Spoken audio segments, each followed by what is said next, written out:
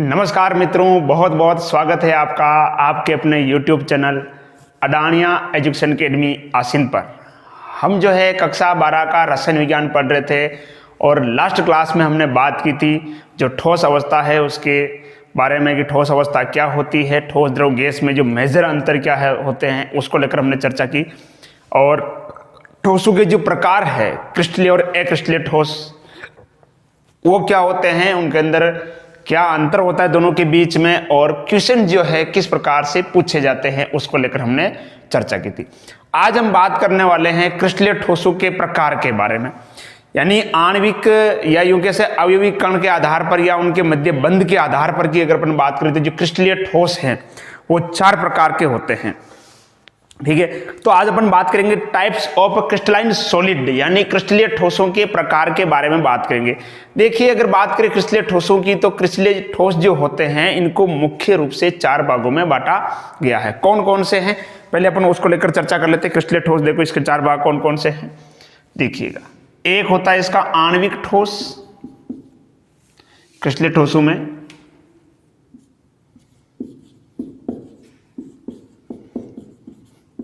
दूसरा आता है आपका आयनिक ठोस,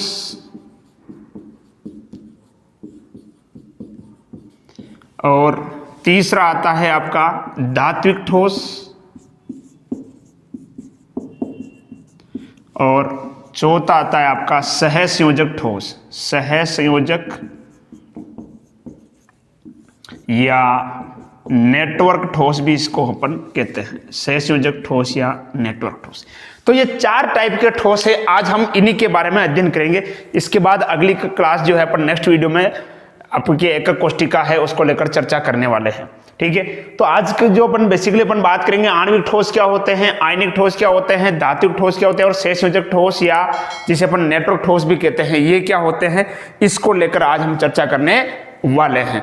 ठीक है, तो चलिए शुरू करते हैं इसके प्रकार के बारे में। जो पहला जो अपन लेते हैं आणविक ठोस के बारे में, आणविक ठोस क्या होते हैं इसको लेकर चर्चा करते हैं।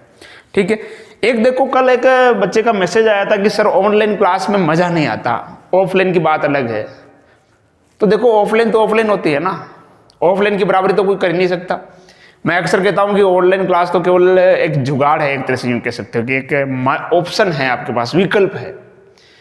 बाकी मेन तो वही है, ऑफलाइन ही है, एक विकल्प है। तो मजबूरी है, आपकी भी मजबूरी है, हमारी मजबूरी है ऑनलाइन पढ़ाना। हम तो खैर निःशुल्क पढ़ा रहे हैं आपके हित के हिसाब से, लेकिन आपको जहां से मैटर मिल रहा है आप लो। बाकी ऑनलाइन तो वो है कि जैसे आपको एक थैली में वो आम दे दिया। मैं अक्सर जो मेरे ऑफलाइन के जो स्टूडेंट हैं उनको मैं अक्सर कहता हूं कि जैसे एक थैली में आपको आम दे दिया और कहा उसको चाटो। अब वो आम तो दिख रहा है लेकिन आम का स्वाद थोड़ी ना आता है। तो ऑफलाइन ऑफलाइन होती है। ठीक है, तो ऑफलाइन जब भी क्लासेस चलेगी अपन पढ़ाएंगे ऑफलाइन। देखो अपना हमारा तो काम ही यही है, जैसे ऑफलाइन बेसिस चलेंगे हमारे यहाँ पे क्लासेस चलेगी। ठीक है ना, तो चलिए बात करते हैं अपन आणविक ठोस के बारे में। पहला जो टाइप है आणविक ठोस, नाम से पता चल रहा है कि आणविक मतलब अणु। तो इस प्रकार के ठोसों में जो अवयवी कण होंगे, आणविक ठोस क्या होते हैं देखिए, इस प्रकार के ठोसों में अवयवी कण क्या होते हैं, अणु होते हैं। जो आणविक ठोस है इनमें अवयवी कण कौन होते हैं, अणु होते हैं। आणविक ठोसों में अवयवी कण कौन होते हैं, अणु होते हैं। ठीक है, अब इनके मध्य जो बंध है, इनके मध्य बंध के आधार पर जो है अपन इनको 3 प्रकार के या 3 भागों में बांट सकते हैं। अब आणविक ठोस यानी इनके मध्य जो बंध होगा, हाइड्रोजन बंध हो सकता है, वान वाला बंध हो सकता है ना, तो उसमें अपन बात करेंगे। आणविक ठोस जो है 3 प्रकार के होते हैं। कौन कौन से देखिएगा। पहला आता है आपका अध्रुवीय आणविक ठोस, अध्रुवीय आणविक ठोस। दूसरा आता है आपके ध्रुवीय आणविक ठोस, ध्रुवीय आणविक ठोस। और तीसरा आता है आपके हाइड्रोजन बंधित आणविक ठोस, हाइड्रोजन बंधित आणविक ठोस।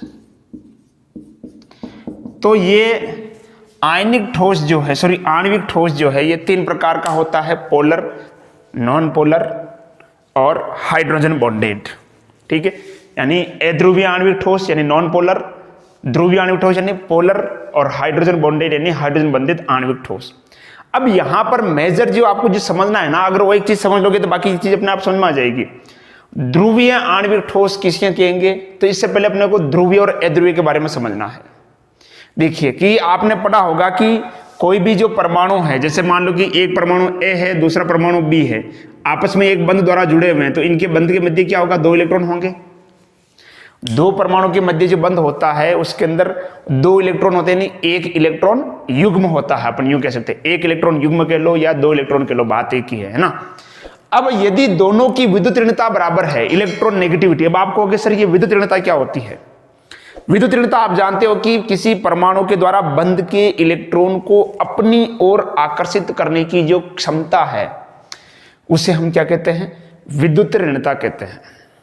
परमाणु द्वारा बंध के इलेक्ट्रॉन को अपनी ओर आकर्षित करने की क्षमता क्या कहलाती है, विद्युत ऋणता कहलाती है ना।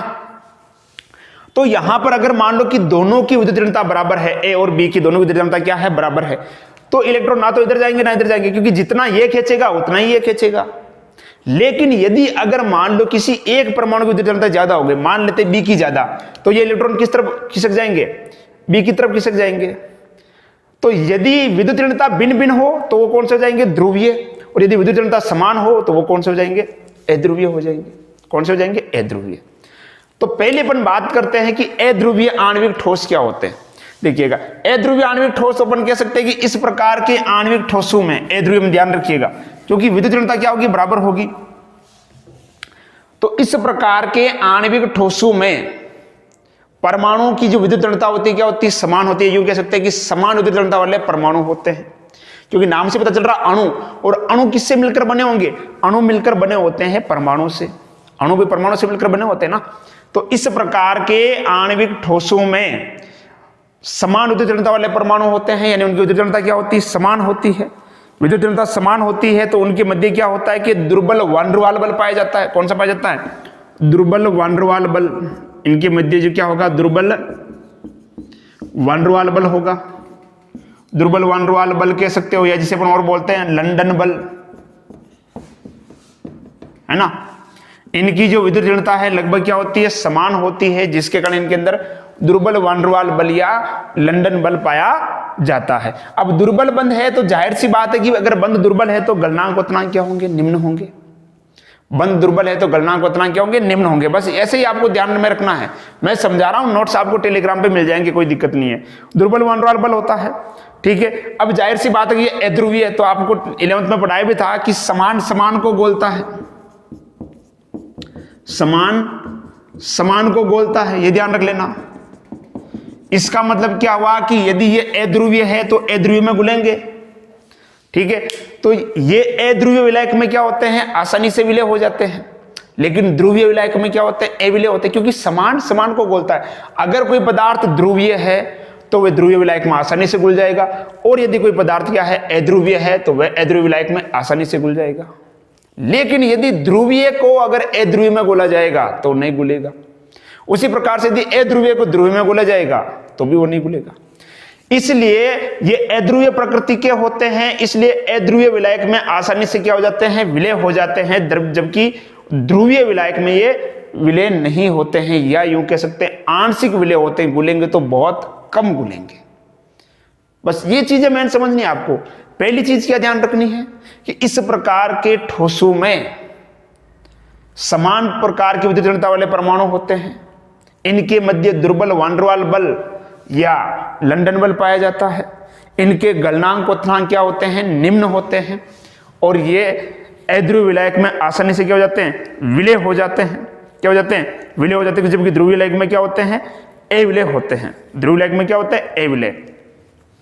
ये मुख्य रूप से आपको मिलेंगे निम्न ताप पर, यानी तापमान क्या हो, बहुत कम हो, माइनस के अंदर। तापमान क्या हो, बहुत कम हो, माइनस के अंदर ये आपको मिलेंगे। अब उदाहरण के रूप में आप ले सकते हो, जैसे मान लो कि ऑक्सीजन है निम्न ताप पर, N2 है ना, आर्गन अध्रुवीय के रूप में आ जाएंगे ये आपके। ठोस CO2 ये भी अध्रुवीय में। अब आपको सर इसके अंदर तो कार्बन और ऑक्सीजन की जो विद्युत ऋणता है वो तो लगभग लगभग बराबर होती है, तो आप इसको ऐसे कैसे लिख रहे हो, है ना। तो इसको अपन यूं लिख रहे हैं क्योंकि देखो अगर आप इसको देखोगे कार्बन इधर, ये ऑक्सीजन जुड़ी हुई, इधर ये ऑक्सीजन जुड़ी हुई, आपने द्विध्रुव तो पढ़ा ही होगा ना। ये इलेक्ट्रॉन को इधर खींचेगा और ये इलेक्ट्रॉन को इधर खींचेगा, क्योंकि ऑक्सीजन की विद्युत ऋणता ज्यादा है, तो ये ऑक्सीजन इधर खींचेगा, ये इधर, तो इलेक्ट्रॉन के विस्थापन की दिशा क्या है, विपरीत, तो इनका द्विध्रुव आघूर्ण क्या हो जाएगा, जीरो हो जाएगा। उसी प्रकार से CCl4 कार्बन टेट्राक्लोराइड, ठीक है, ध्यान रखना CCl4 क्या है, अध्रुवीय है। एक आप और देखोगे क्लोरोफॉर्म CHCl3, ये ध्रुवीय है। अब ये अध्रुवीय कैसे, इसको भी समझ लेते हैं। CCl4 भाई ये कार्बन है, इधर क्लोरीन, इधर क्लोरीन, इधर क्लोरीन, इधर क्लोरीन, ये इधर खींचेगा, ये इधर खींचेगा, ये इधर खींचेगा, ये इधर खींचेगा, ये देख दो को निरस्त करेंगे, ये इसको निरस्त कर देंगे, तो प्रभाव निरस्त हो गया, है ना। CCl4 हो गया आपके आयोडीन I2H2, ये कई बार पूछा गया है H2 वाला, कि निम्न ताप पर हाइड्रोजन किस प्रकार का ठोस होता है। निम्न ताप पर हाइड्रोजन किस प्रकार का ठोस होता है, लगभग 2 या 3 साल के बाद ये क्वेश्चन रिपीट होता रहता है। निम्न ताप पर हाइड्रोजन अध्रुवीय आणविक ठोस होता है। अब ये ज्यादा क्यों पूछता है, क्योंकि आपके एक प्रकार और है हाइड्रोजन बंधित आणविक ठोस। तो बहुत सारे बच्चों के दिमाग में वही चलता है कि हाइड्रोजन बंधित, और ये हाइड्रोजन तो उसमें चेप देते हैं, वो गलत है। हाइड्रोजन बंधित क्या होते हैं वो अपन आगे पढ़ेंगे, लेकिन निम्न ताप पर हाइड्रोजन किस प्रकार का ठोस है, निम्न ताप पर हाइड्रोजन अध्रुवीय आणविक ठोस है। कैसा ठोस है, अध्रुवीय आणविक ठोस है। कोई दिक्कत, क्लियर। तो ये अपन ने बात की आपके अध्रुवीय आणविक ठोस के बारे में, भाई अध्रुवीय आणविक ठोस क्या होते हैं, ठीक है जी। चलो मिटा दें। अगला आता है आपका ध्रुवीय आणविक ठोस। अगला जो आता है आपका कौन सा, ध्रुवीय आणविक ठोस। इसमें पहली चीज तो आपके समझ में आएगी कि सर इसके अंदर जो परमाणु होंगे उनकी विद्युत ऋणता भिन्न भिन्न होगी। इनमें जो परमाणु होंगे उनकी विद्युत ऋणता क्या होगी, भिन्न भिन्न होगी। पहली चीज तो ये है, ठीक है। जैसे एग्जाम्पल के रूप में अपन ले लेते हैं HCl, है ना भाई। ये अपन जानते हैं कि क्लोरीन की विद्युत ऋणता हाइड्रोजन से ज्यादा है। अभी मैंने बताया था CHCl3, CHCl3, SO2, है ना, SO2 सल्फर डाइऑक्साइड। तो ये सब किसके हैं आपके, ध्रुवीय। कैसे हैं, ध्रुवीय, ठीक है। तो पहली लाइन तो क्या हो गई कि इस प्रकार के ठोसों में भिन्न भिन्न विद्युत ऋणता वाले परमाणु होते हैं, जिनकी विद्युत ऋणता क्या होती है, भिन्न भिन्न होती है। दूसरा, इनके मध्य कौन सा बंध होता है, ध्रुवीय बंध पाया जाता है।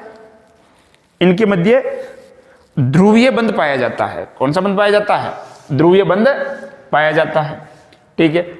दूसरा, इनके गलनांक क्वथनांक अध्रुवीय आणविक ठोसों से अधिक होते हैं। अध्रुवीय आणविक ठोसों से क्या होते हैं, अधिक होते हैं, ठीक है। ये कैसे होते हैं, मुलायम होते हैं, और विद्युत के क्या होते हैं, कुचालक होते हैं। हालांकि ध्रुवीय भी कुचालक ही थे, ये भी विद्युत के क्या होते हैं, कुचालक होते हैं। किसमें विलय होंगे, नाम से पता चल रहा है ध्रुवीय, तो ध्रुवीय विलायक में क्या होंगे, आसानी से विलय होंगे। लेकिन यदि इनको अध्रुवीय विलायक में गोला जाएगा तो इसकी विलयता क्या हो जाएगी, कम हो जाएगी। क्या हो जाएगी, कम हो जाएगी, ठीक है। तो बस मेन चीजें ध्यान क्या रखनी है इसके अंदर, कि इनके अंदर परमाणु जो होते हैं वो भिन्न भिन्न विद्युत ऋणता वाले होते हैं। इनके मध्य ध्रुवीय बंध पाया जाता है। इनके गलनांक और क्वथनांक अध्रुवीय से क्या होते हैं, उच्च होते हैं। ये मुलायम होते हैं, ठीक है। और ये ध्रुवीय विलायक में क्या होते हैं, विलय, जबकि अध्रुवीय विलायक में क्या होते हैं, अविलय होते हैं, ठीक है। और ये इसके एग्जाम्पल हो जाएंगे, क्लियर, कोई दिक्कत। चलो आगे बढ़ते हैं। अगला आता है हाइड्रोजन बंधित। हाइड्रोजन बंधित आणविक ठोस, तीसरा जो प्रकार आता है वो है आपका हाइड्रोजन बंधित आणविक ठोस।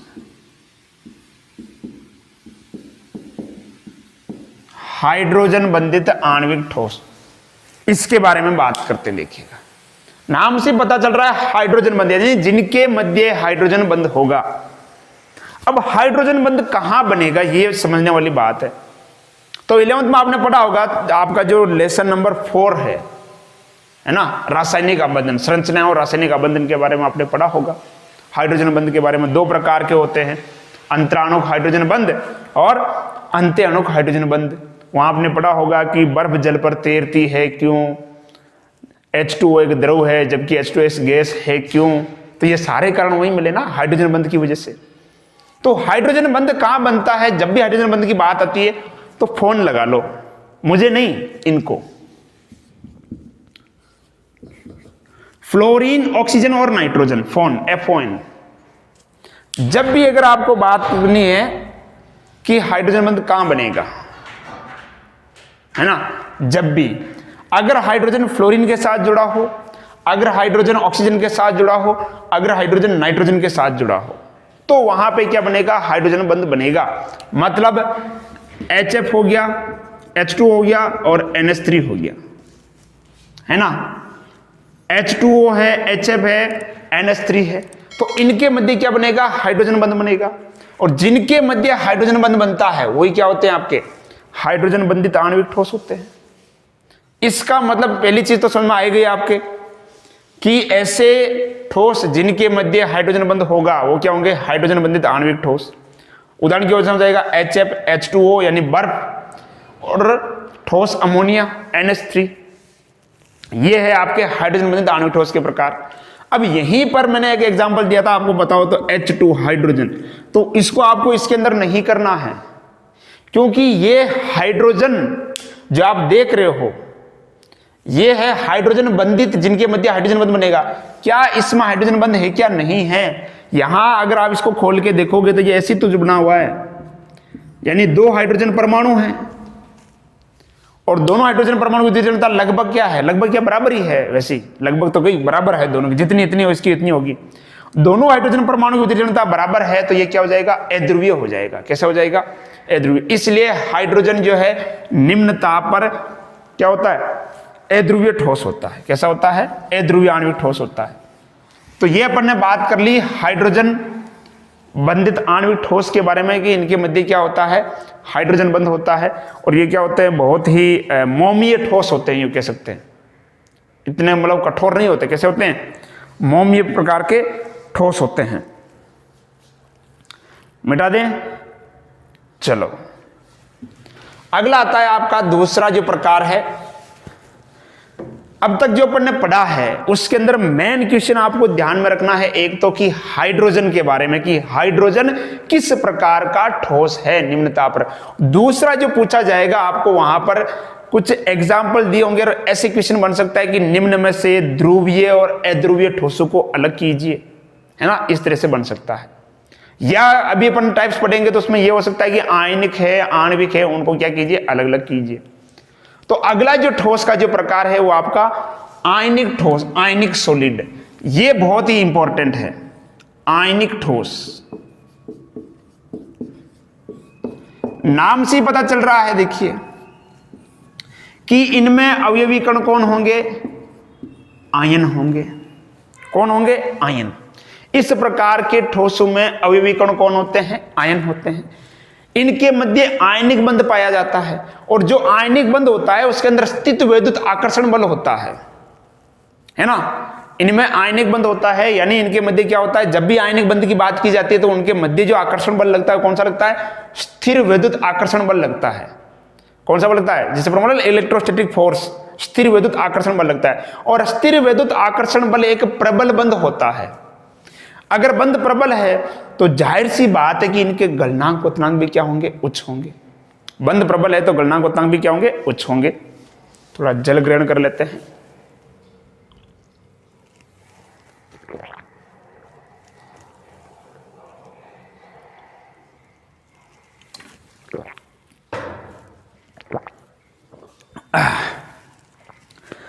तो जाहिर सी बात है कि आयन है तो आयनिक बंध होगा।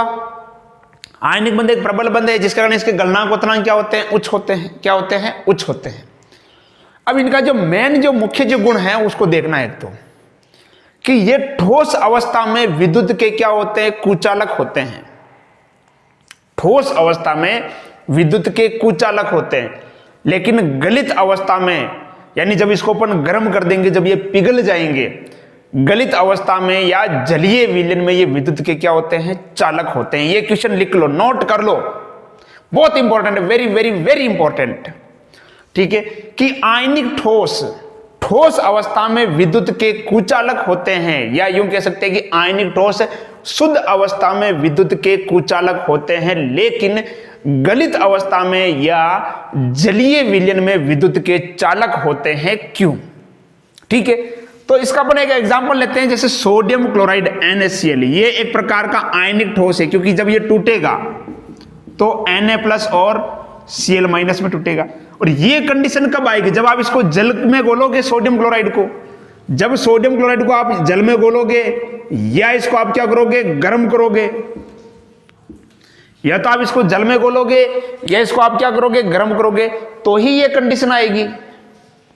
तो बताओ, यहां पर ये गलित अवस्था में या जलीय विलयन में इनके अंदर आप देख सकते हो मुक्त आयन है, जबकि शुद्ध अवस्था में इनमें किसी प्रकार का कोई मुक्त आयन नहीं है।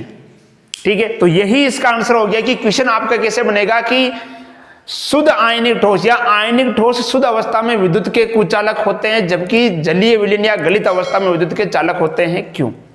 तो आंसर क्या होगा इसका कि शुद्ध अवस्था में आयनिक ठोसों में मुक्त आयनों का अभाव होता है, मुक्त आयनों का अभाव होता है, जिसके कारण ये विद्युत का चालन नहीं करते हैं, लेकिन गलित अवस्था में या जलीय विलयन में इनमें मुक्त आयन उपस्थित होते हैं, जिसके कारण ये विद्युत का चालन करते हैं। बस ये आपका आंसर हो गया। ठीक है, तो इसका मतलब पहला तो क्या है कि इनमें अवयवी कण कौन होंगे, आयन होंगे।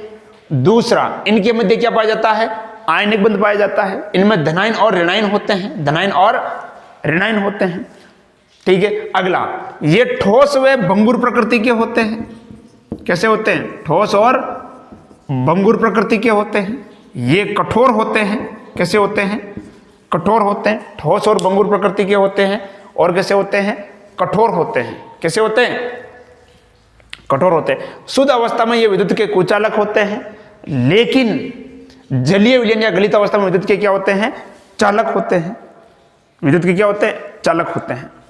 ठीक है, तो ये हो गए आपके आयनिक ठोस। अब बात करते हैं इसके प्रकार की अपन बात करते हैं। देखो, जितने भी जो आयनिक बंध यानी धातु और धातु के मध्य जो बंध होगा वो हमेशा कौन सा होता है, आयनिक बंध होता है। तो जैसे मान लो कि sodium chloride, zinc sulphate, zinc chloride ZnCl2, FeCl3, aluminium sulphate,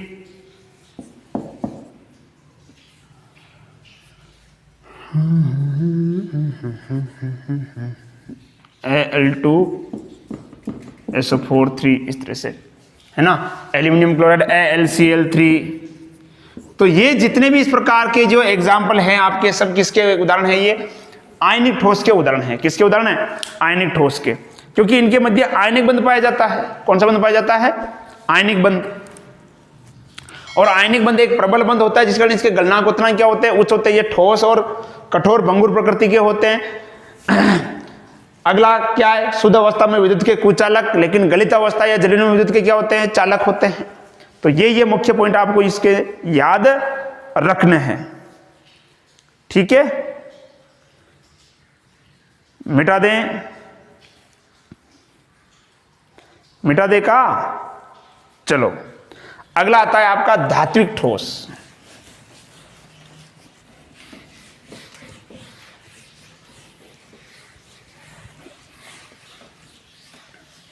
अगला जो आता है आपका धात्विक ठोस, तीसरा।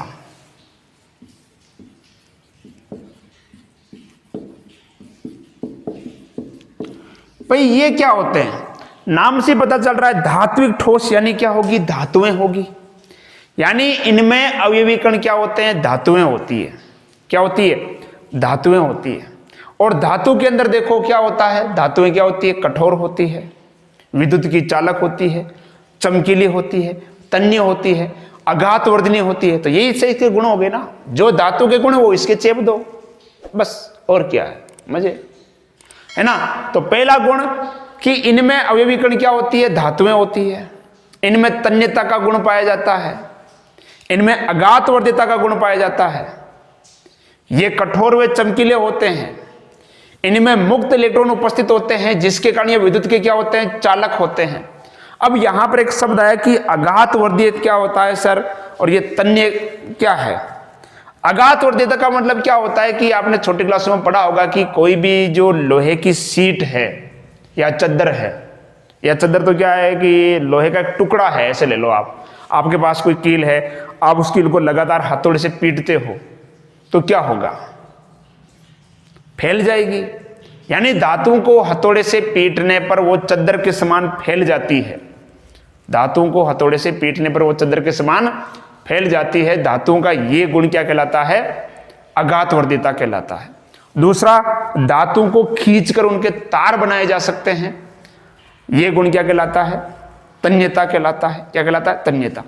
तो पहला इसका गुण क्या हो जाएगा, इनमें अवयवीकरण क्या होते हैं, धातुएं होती है। क्या होती है, धातुएं होती है। इनमें मुक्त इलेक्ट्रॉन उपस्थित होते हैं जिसके कारण ये ठोस, द्रव या गलित तीनों अवस्थाओं में क्या होते हैं, विद्युत के क्या होते हैं, चालक होते हैं। इनमें धात्विक चमक होती है,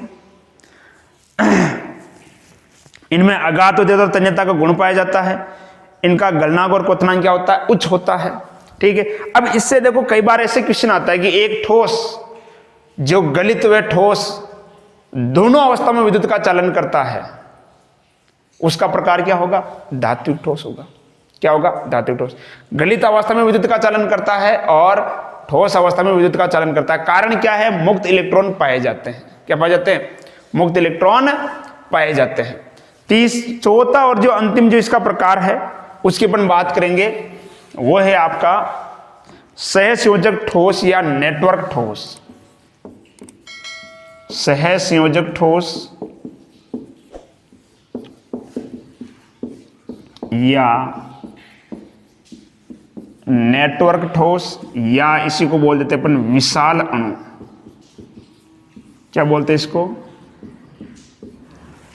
सहसंयोजक ठोस या नेटवर्क ठोस, या इसी को क्या कहते हैं अपन, विशाल अणु भी कहते हैं। नाम से पता चल रहा है। तो देखो सहसंयोजक ठोस, सहसंयोजक ठोस का मतलब क्या हो जाएगा, सहसंयोजक ठोस का मतलब हो जाएगा कि इनके मध्य क्या पाया जाता है, सहसंयोजक बंध पाया जाता है। क्या पाया जाता है, सहसंयोजक बंध।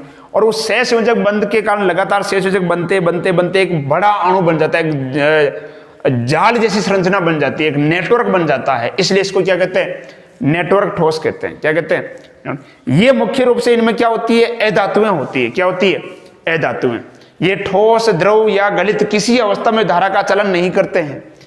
इनके गलनांक क्वथनांक क्या होते हैं, उच्च होते हैं। ये ठोस, द्रव या गलित किसी अवस्था में धारा का चलन नहीं करते हैं क्योंकि इनके अंदर मुक्त इलेक्ट्रॉन नहीं होता है। लेकिन इनका जो एक अपवाद है वो है ग्रेफाइट। बाकी भी और भी एग्जाम्पल बात करेंगे अपन। ग्रेफाइट जो है, ग्रेफाइट के कार्बन में sp3 संकरण होता है और ये परतों के रूप में पाया जाता है। किस रूप में पाया जाता है, परतों के रूप में पाया जाता है, जिसके कारण ये अगर आप इसको छुओगे तो परतें एक दूसरे पर फिसलती है। जैसे ग्रेफाइट कैसा लगता है, चिकना लगता है। कैसा लगता है, चिकना लगता है। ठीक है। तो इसके अंदर क्या होता है कि एक इलेक्ट्रॉन क्या होता है, मुक्त अवस्था में रहता है ग्रेफाइट के अंदर। ग्रेफाइट सहसंयोजक ठोस होता है और सहसंयोजक ठोस विद्युत के कुचालक होते हैं, लेकिन ग्रेफाइट विद्युत का चालक होता है। इसका कारण पूछा जा सकता है कि सामान्यतः सहसंयोजक ठोस विद्युत के क्या होते हैं, कुचालक होते हैं, लेकिन ग्रेफाइट एक सहसंयोजक ठोस होते हुए भी विद्युत का चालन करता है। क्यों? तो इसका कारण क्या लिख सकते हैं कि ग्रेफाइट जो है परतों के रूप में पाया जाता है। इसके परमाणु व्यवस्थित होकर एक षटकोणीय संरचना बनाते हैं जिसमें प्रत्येक परमाणु 3 अन्य बंध के साथ जुड़ा होता है, जबकि उस परमाणु का चौथा इलेक्ट्रॉन मुक्त होने के कारण वो परतों में गति करने के लिए क्या होता है, स्वतंत्र रहता है। और स्वतंत्र गति के कारण ग्रेफाइट जो है विद्युत का क्या होता है, चालक होता है। ग्रेफाइट विद्युत का क्या होता है, चालक होता है। ठीक है। तो ये आपसे पूछा जा सकता है इसके बारे में। अब कई बार आ जाता है इसके एग्जाम्पल को लेकर ठीक है। तो एग्जाम्पल की अपन बात करते थे, इसके बहुत सारे एग्जाम्पल अपन देख सकते हैं, जैसे कार्बन है, हीरा है ना। शेष योजक ठोस या नेटवर्क ठोस के एग्जाम्पल की अपन बात करें तो जैसे मान लो आपके ग्रेफाइट,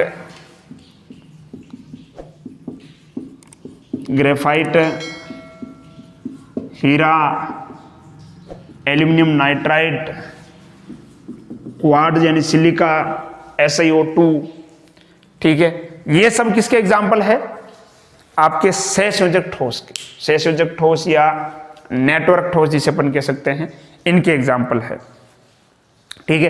तो इनमें किसी प्रकार की कोई दिक्कत है, सीधा सा है, कोई बड़ा क्वेश्चन, कोई बर्डन वाला क्वेश्चन नहीं पूछेगा, सीधा सा क्वेश्चन आएगा, दिमाग पे अभी जोर डालने की आवश्यकता नहीं है, बचा के रखो इसको, क्योंकि आगे जरूरत पड़ने वाली है, आगे आपको माइंड चलाना पड़ेगा, आगे जरूरत पड़ने वाली है, इसलिए इसको बचा के रखो, इसको बचा के रखो, ठीक है। ये सीधे से हैं, कहां से कैसे क्वेश्चन बनेंगे मैंने बता दिया। अब यहां पर एक क्वेश्चन इस तरह से बन के आता है कि आपको ये मैंने काफी चारों ठोसों के प्रकार मैंने आपको बताए, इनके एग्जाम्पल मैंने आपको बताए, तो ये सभी मिक्स में देके आपसे पूछ लेंगे कि निम्न में से ध्रुवीय आणविक ठोस को अलग कीजिए, आयनिक को अलग कीजिए, धात्विक को अलग कीजिए, शेष योजक को अलग कीजिए। तो इस तरह से वो छांटने वाला आ सकता है, या ऐसे आ जाता है कभी कभी एक तरफ ठोसों के नाम लिख दिए, ध्रुवीय आणविक ठोस, ध्रुवीय आणविक ठोस, आयनिक ठोस, हाइड्रोजन बंधित और धात्विक और शेष योजक, और इधर नाम लिख दिए, फिर कहा था तुम इसका मिलान करो, है ना। तो इस तरह से भी एक क्वेश्चन बन सकता है, कोई ज्यादा इसलिए ऐसे लोड लेने की आवश्यकता नहीं है। Chemistry is very very funny subject. मैं अक्सर कहता हूं क्लास के अंदर केमिस्ट्री बोले तो मजा, है ना, मजा आता है पढ़ने में, है ना, ठीक है। तो आज की क्लास हम यहीं तक रखते हैं, कंटिन्यू पढ़ाई करते रहिए, मजा आएगा पढ़ने में, और जुड़े रहिए। और यदि आपने चैनल को सब्सक्राइब नहीं किया है तो अभी भी वक्त है, दबाओ उस बटन को, रेड बटन को, और अपने दोस्तों के साथ शेयर करो। नोट्स टेलीग्राम से डाउनलोड करते रहो, पढ़ाई करते रहो। किसी प्रकार की समस्या है तो हमें मैसेज करते रहो, कमेंट करते रहो, लेकिन पढ़ाई करते रहो, ठीक है जी। तो आज की क्लास यहीं तक रखते हैं, विदा लेते हैं, धन्यवाद।